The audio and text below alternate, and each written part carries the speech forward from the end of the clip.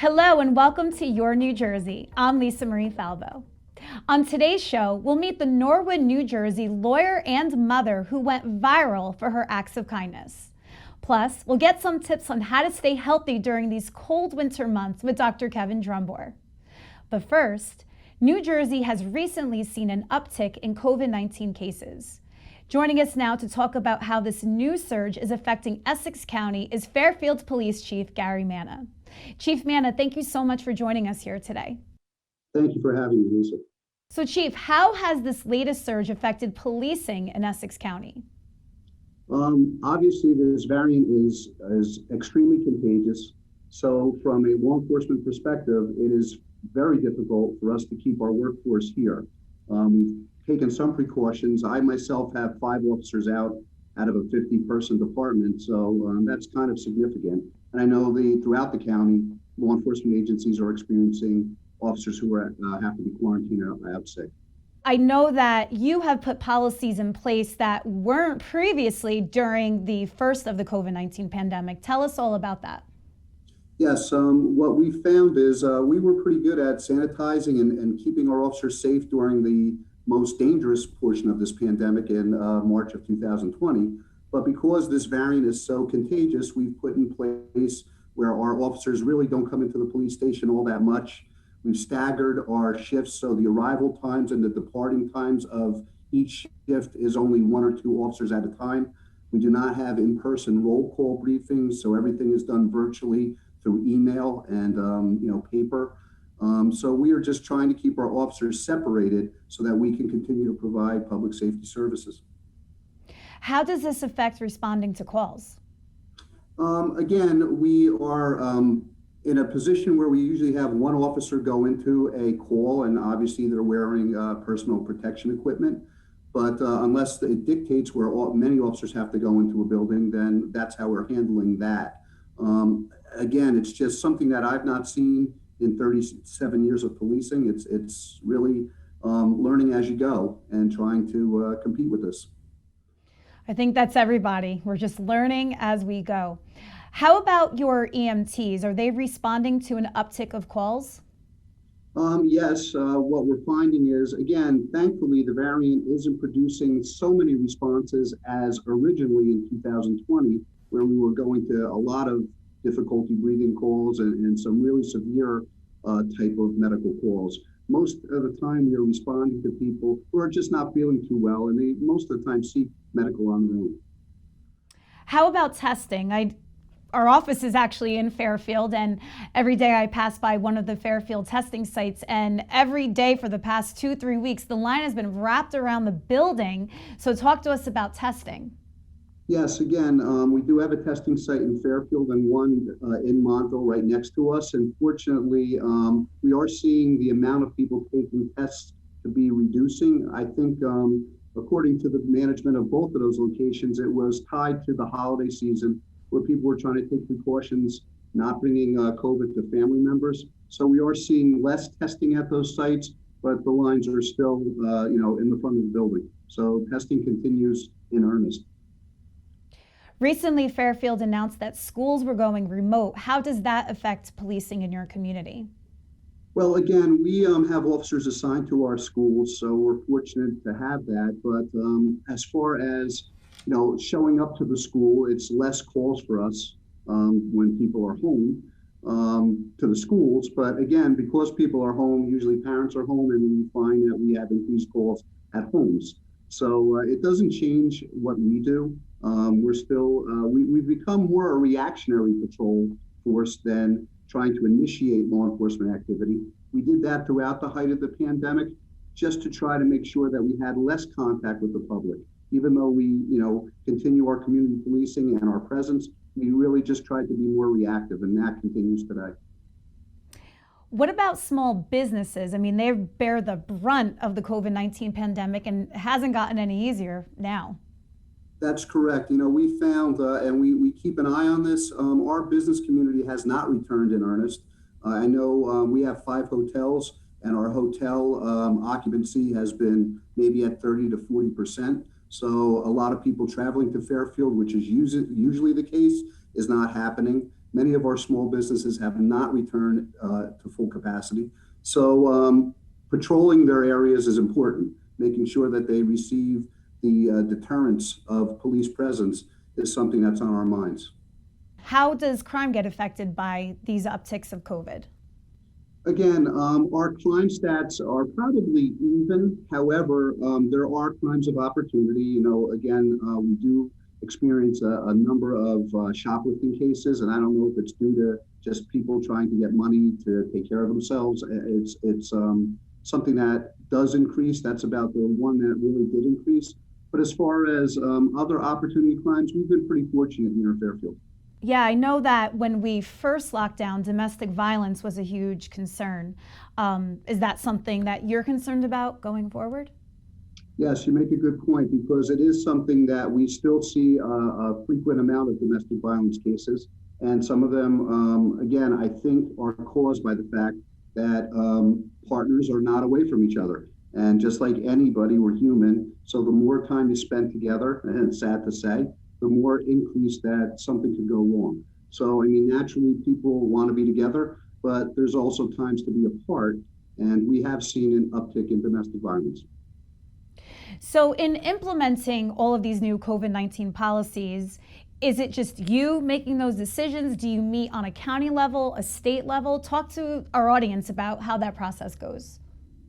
Yeah, again, similar to what you saw recently at the federal level, where they communicated that, this should be looked at the state level. For Fairfield and Essex County, most of the departments are making decisions for themselves now. There was a time early on in the COVID-19 pandemic where direction was coming more from the state and at the county, but I think now each department is making those decisions for themselves as much as each municipality. In your opinion, is that better, worse, or indifferent? Again, I think that making decisions at the local level, just like any government decision, you know the situation better that what affects you. So I think it's a lot better that I'm able to make decisions for my department, and the township administration are able to make decisions for the township, because we know what's going on in our area. So I think it's better, in my opinion. We remain vigilant in trying to protect and provide those services to our community. We will continue to do so. As far as things go, the Fairfield Police Department is responsive to the needs of our public, and we always will be. So we thank our public for the support they give us. For people traveling to or living in Fairfield and the greater area, how can people keep up with what's going on in town? Again, we have a lot of social media accounts. Our Instagram and Facebook accounts are great places to get information that is really quick to when things are evolving. We also have a township website, and our TV 34 and 43 are good information sources for all the community. Chief Manna, thank you so much. I wish we were talking about something a little happier, but this COVID-19 story just won't go away.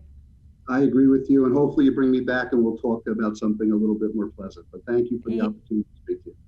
Yes, well, continued good health to you, your loved ones, and of course your force. Thank you, you too. Christine Bae, a lawyer and mom out of Norwood, New Jersey, recently went viral when People magazine broke the story about how she and her family bought out a toy store for children in need. Joining us now to talk about her remarkable generosity is Christine Bae. Christine, how are you? Hi, I'm doing great. How are you? Great. We're so happy to be here with you today. So let's start from the beginning. What inspired you to carry out this incredible act of kindness? Well, I never really thought of this as an act of kindness or an act of generosity, and so many people have blessed me and thanked me and in carrying this out. But it was more of when I saw my children's eyes lit up after entering into the toy store, and that kind of got me rolling and said, well, this is Christmas time, we should be sharing, and I want to sow it onto my kids, the act of sharing and caring and helping others. And that started in 2020, and it went into 2021. Now almost sure that it's going to carry on into 2022. So in 2020, you entered a toy store where? In Paramus at the Garden State Mall. It's a famous store, Flying Tiger Copenhagen, going out of business in the US. And it's a chain, a franchise, or I think it's a chain like IKEA. So you recognized that it was going out of business. Your children wanted a toy, so you bought them whatever they wanted. But I guess when you got home, you had an idea. Yep. I said, well, everything is on sale, and it is our favorite store. And as sad as it was, I saw it as an opportunity for me to maybe go and buy out the whole store, and we can give it out. When you said to them, hey, I'm buying out your whole inventory, what was their reaction to that? They thought I had a store and I wanted it for business. And they said, well, where's your store? Or, what do you sell at your store? So I said, no. I want to give it out to the homeless shelter, to an orphanage. So can you sell it to me? I don't know if they fully believe me even after I bought the stuff, but I guess now if they saw the story, they know that it really truly happened. At the time, we gave it to the homeless shelter locally, and a food pantry, and an organization called CASA, which is an organization that helps place foster kids into foster homes run by the state of New Jersey. But it all started with my kids saying, Mommy, I think that maybe we should buy some and give it to my friends and maybe do a toy drive. And that's how it all started.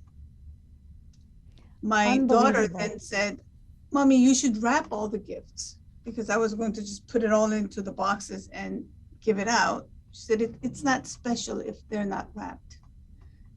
So then I went on to wrapping all the gifts. And this was in the middle of October, maybe end of October. So I still had a lot of time. And I was wrapping 20 gifts, 30 gifts a day.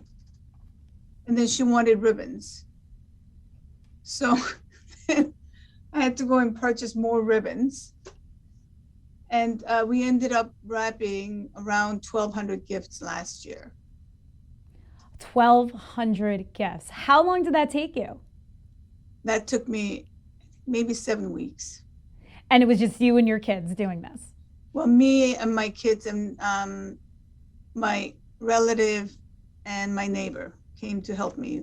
That was 2020. I wasn't going to do it this year. And some of my neighbors came up to me and said, are you going to do the present thing this year? Because if you are, I want to help you. So first I said, no, it's just too much work. And just to give it out, it took us a few trips to all these places. And when fifth or sixth person approached me, I said, well, if you guys want to do it, we'll do it. And it all began again. And that was around Thanksgiving time. Did you give out the gifts to the same charities as in 2020, or did you have a whole new lineup for 2021? We had a whole new lineup because by the time I was finished, because we started late, by the time I was finished wrapping all the gifts and I was calling the organizations, they had already finished their gift giving.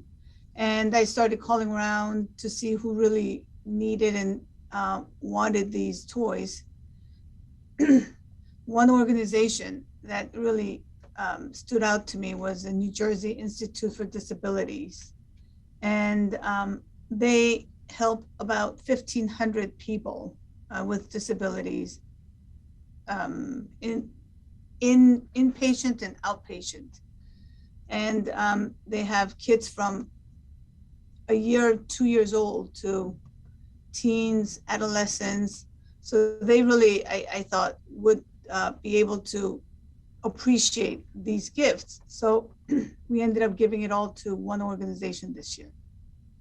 So Christine, locally you were getting attention for these beautiful acts of kindness, but then People magazine picked up on your story, making you go viral. Talk to me about that experience. That was one of the most incredible experiences that I've ever had in my life.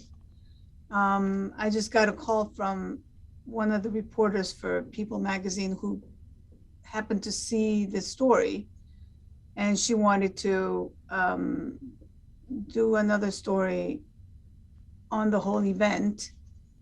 So we had an interview, and I don't think she even thought that it would go that big, because it ended up receiving almost 150,000 likes from all over the world, and almost 3,000 comments by everyone, talking about Christmas, talking about giving, and talking about all the blessings that we've had. And I think that really was truly the biggest blessing that I experienced as well in my life. So talk about the attention after People magazine. Yeah, I was getting calls from people in Korea, Korean media, and it got onto something that's comparable to like the Wall Street Journal as like a people piece. I was getting calls from my friends, texting, "Oh my gosh, I saw you on People magazine. I saw you on Instagram. I saw you on Facebook. I saw you on TikTok." And it's just, I've never gotten so much attention in my life. But I guess it's all for the good, because my friend told me after I saw that article, I gave away a lot of my clothes to the people in need here in Malaysia, because, I said, I'm going to do it. I haven't done it, but I might as well do it now. So it motivated some people to do something that they've always wanted to do, which is to give. Well, you seem like a very humble person, so I know that you weren't doing this for the attention, but look at all the good the attention brought. By you paying it forward, others did it themselves. Yeah, I think so. So it's contagious. Giving always makes you feel so much better and so much happier than receiving, I think. And that's what my mom always told me, that by giving, you'll feel the most genuine happiness in your heart. Yeah. So for 2022, do you have leftover inventory? I still do, yes. Probably another 1,500 to 2,000. But I'm getting calls from people telling me that they want to donate to this cause as well. So maybe it'll grow even bigger and farther. Yeah. Have you started thinking about plans on how you want to go about doing that? Not yet. We're just in January, but I'm hoping that maybe we'll start earlier and better plan this whole event, and better plan so that we have the charities, we have the communication open, and the logistics and whatnot. Yeah. Well, Christine, thank you so much for coming on here today and sharing your story. You truly are an example of the light this world needs. Thank you for having me on the show. I really enjoyed this experience as well. Thank you. Here in New Jersey, everyone is trying their best to avoid the cold, flu, and of course, COVID-19. Joining us now to talk about ways to boost your immune system is Dr. Kevin Drumbore of Center Street Chiropractic. Dr. Drumbore, thank you so much for joining us here today. Hi, Lisa. Thank you for having me. So what are some ways we can improve our overall health? Lisa, in my experience, people who stay the healthiest, people who tend to avoid colds and flu, are those that do their best to eat clean. People who are eating real food, people who are avoiding fast foods and processed foods stay healthier. People who limit their sugar intake and drink alcohol in moderation are people who tend to have stronger and healthier immune systems. So when you talk about healthy eating, exercise also comes to mind. Why is exercise so important for immunity? Extensive research shows that exercise helps to boost the immune system. It actually improves the function of the immune system. So we want to make sure that even during winter, we're still exercising. We're still making sure that we break a sweat to help the body get rid of toxins, that we increase our heart rate to stay healthy, keep our cardiovascular system healthy. Making sure we're finding something fun to do is going to encourage us to continue to exercise. So in the winter, that could be very difficult because all you want to do when it's cold and dreary outside is sleep. However, sleep is so important to build a natural immune system. Why is that? The body repairs itself during sleep. So too often people are staying up too late. People are unfortunately getting up too early because of our busy schedules, and that can have a negative impact on the immune system.